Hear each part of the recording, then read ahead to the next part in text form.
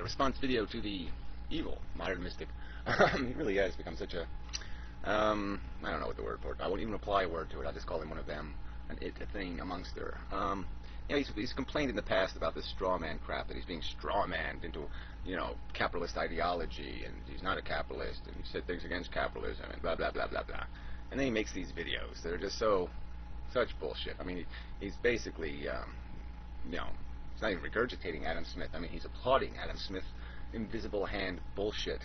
You know, and then he'll, you know, in the past has whined about such things. It's just amazing. So anyway, I'm making this video at like 5 o'clock in the morning. Because, you know, I couldn't sleep very well. I mean, I actually dreamed about poning him in a restaurant, which is kind of funny, a little French restaurant. And, you know, I had my camera, and, yeah, I pwned him in the restaurant for 20 minutes. And, you know, it was pretty funny.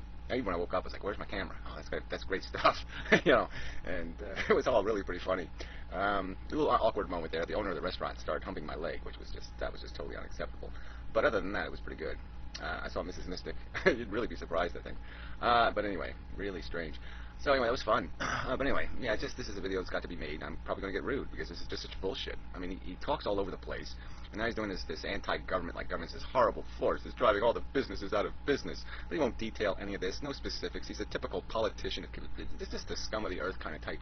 You know, like, oh, they should, less regulation. Well, why don't you give me a list of what regulations you want to cross off the little book there, Nick? But no, you won't have the balls to do that. You make some excuse. Well, anybody can pick on me if I say get rid of, you know, got the passengers by 50%, or if I say, blah, blah, blah, blah. Yeah, of course they can pick on you because it would have a consequence, and the consequence wouldn't improve anybody's life, and you don't want to have to live with that fact. So anyway, let's get on to the shit video. Morning.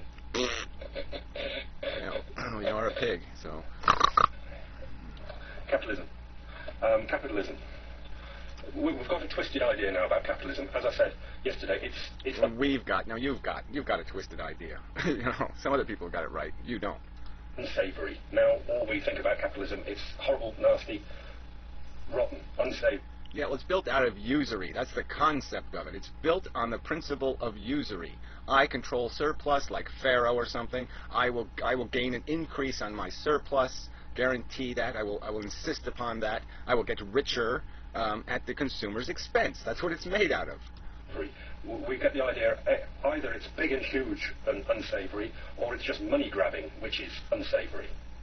Or it's just inefficient, which is unsavory. Hugely inefficient, because all the wrong incentives are built into it. The incentive is to create the illusion of the greatest baseball team in the world, not the reality. It's not the long run, it's the short term. It's like even you're on this medium, YouTube.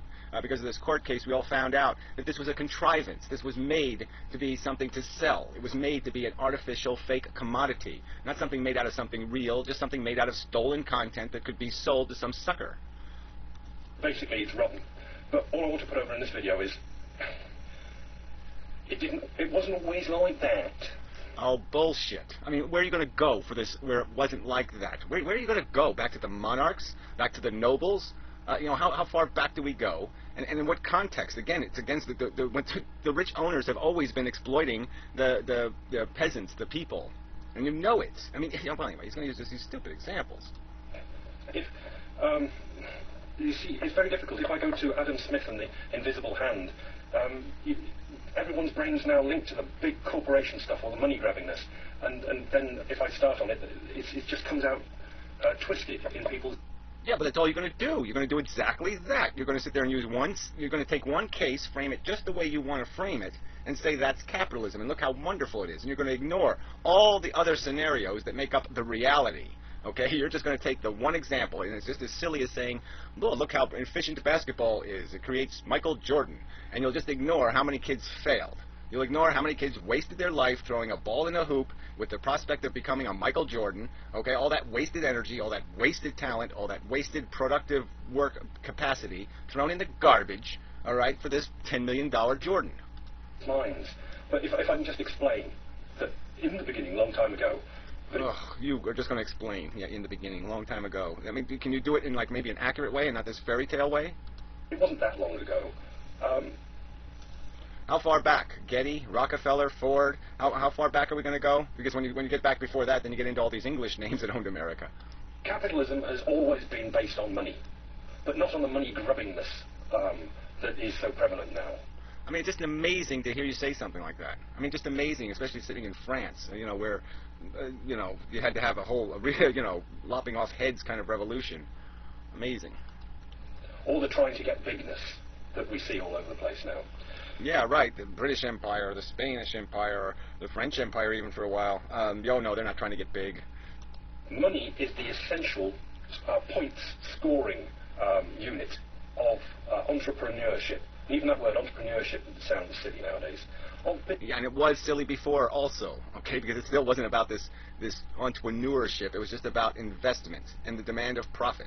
So it didn't matter whether a business was efficient to the citizens living in the community. If it wasn't returning enough profit, okay, then the owner would abandon it. It would sell it for whatever it could get for it, its parts, and it would go somewhere else with its money, okay, because the bounty was on the profit. The bounty wasn't on serving mankind. It was on serving one fucking individual. Business. It's just essential for keeping score. To know whether you're doing it right or not, money is the scorekeeper. Well, it's still, again, should it be? And are there alternatives to that? And there are. I mean, you can measure the score by how many satisfied customers went outside the door. How efficiently were they provided the service? These are other ways of measuring. And you can reward people based on those measurements instead of contriving some mechanism that encourages them to break every rule in the book. Okay, I mean, and that's all you do with capitalism, is create a system designed where the incentive is placed and find some way, some fine print, some sneaky way so you can win the fight, because all that matters is winning. It doesn't matter how well you fight the fight. You absolutely need this unit to know that you're doing it right. In our local village, we've got two bakers. I mean, there's lots of companies that go bankrupt that people were very satisfied with what they got out of that company. So, I mean, that's just a silly notion to say that the only measure is this dollar bill crap. Because I'm going to go back to this example because it's a good example of because you've got the manufacturing on site normally and you've got the retail of it on site, and we can get an idea of it. So we're going to go back a bit in time, but it's still happening now in my village today, and it will happen tomorrow. The two. Yeah, right. And you're going to use this one little analogy. Like I said, I could do the same thing in this town. I give you examples of businesses, good businesses that were ruined by bad businesses. Bakers are up against each other, and the invisible hand is knocking hell out of the entrepreneurs that run the shop, the businessmen or women, as a businessman and businesswoman, that run the shops. It's giving them hell all the time, but it's keeping them on their toes. And this is what the invisible hand is. It's clipping these business people around the head all the time. Yeah, but it's clipping the consumer all the time. It's the other part to that story. Okay, because this competition, when the competition starts getting unproductive, when it just becomes a competition of gamesmanship, then the consumer's losing. When the competition creates overproduction, the consumer's losing. Okay, resources are wasted on production that won't be consumable or sellable, and they'll throw shit in the garbage, which won't do anybody any good on the face of this earth. Goes slack and say employs a surly serving wench, they'll go down in business and the other will go up. If one puts frogs in the bread, they'll go down and the other one will. Right, and so they'll game each other, okay, with exactly the opposite. Okay, they'll start putting sparkles on the bread, or they'll give you a coupon for a certain kind of bread to get you into the store, and then they'll rip you off for 10% more on the butter to put on the bread, or on some other commodity. And so then the two stores will have some competition to seduce people into their store, and that competition will have nothing to do with people who want to buy bread and butter. Go up, and this is registered on your till end of every day, and that goes behind for the business person to look into their books at the end of the day or the end of the week or the end of the month or end of the quarter or end of the year, but you can't let it go on for the end of the year to know the price of things coming in, your costs of running it, your sales, and it all is measured in money. Money is just the unit of knowing how well you're doing. That's your accounts, your efficiency measure.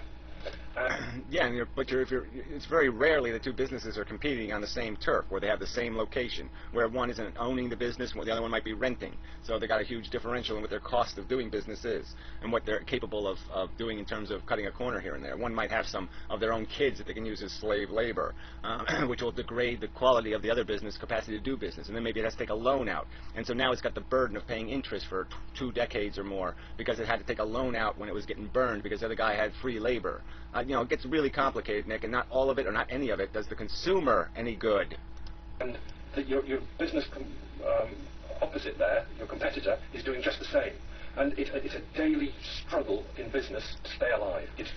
Yeah, right. And what happens, though? What happens through that struggle most of the time? 90% of the time, 95% of the time, is one of those businesses is driven out of business. And then there's a bankruptcy. And who pays for the bankruptcy? The consumer, again, picks up half that debt, right? At least in most bankruptcies. Or else certainly all the providers who gave them a break or, did business, on a debt basis.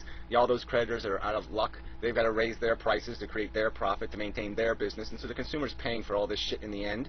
The failure isn't free. I mean, it's like if there was a fight and we really had to pay for each bruise put on one of the fighters, that might be more equitable. If the people in the stands cheering, if they had to pay for the medical costs, and they had to pay for all, well, they do, but, saying if it was a more direct payment, then maybe they would want it to be more civilized, and they wouldn't want people to get all harmed or beaten up, even though they might like to see that.